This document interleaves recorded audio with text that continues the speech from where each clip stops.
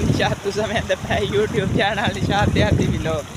दोस्तों आज मैं अपने खेत चाया वदाते अपना टूल चला के ते पानी लेंदा वदा बाजरे नो बाजरा ताज़ा ताज़ा कड़े होया ते नाले असां क्या चलो उन्हों पानी ला वेखिए। दोस्तों चेक करो मैं अपना टूल चला के ते पानी लेंदा वदा अपने बाजरे नो चेक करो जी। ओहो सामने पानी लग होया बहुत सफरे पे बहुत गर्मी पाँदी पई है। तो दोस्तों चेक करो सूरज भी बहुत सिर ते आ गया तो गर्मी भी बहुत पाँदी पई है।